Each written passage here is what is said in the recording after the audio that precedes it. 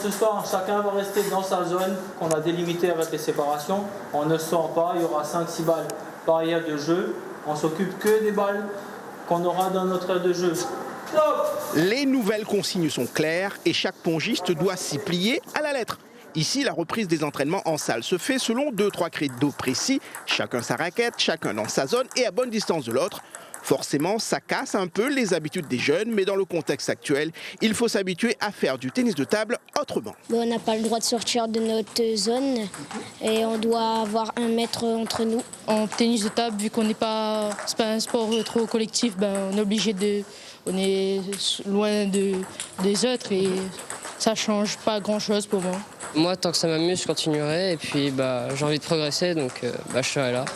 Même s'il n'y a pas la compétition ? Oui, toujours. À la Cressonnière, premier club local labellisé, on fait tous les efforts nécessaires pour maintenir la pratique et la dynamique du club.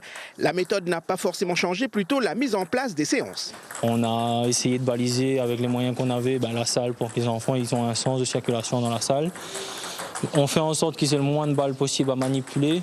Il y a un peu plus de travail de l'entraîneur, on va dire, qui est sollicité, mais sinon dans les joueurs en général, ils savent ce qu'il faut faire, ils l'appliquent très facilement, donc ça se passe dans les meilleures conditions pour nous. On a la chance d'avoir une salle dédiée avec du matériel mis à disposition, donc on peut respecter les distances grâce aux aires de jeu.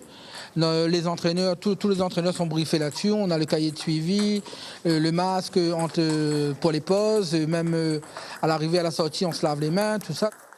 Bref, ici, on fait le maximum pour prolonger la passion et surtout garder les jeunes en action.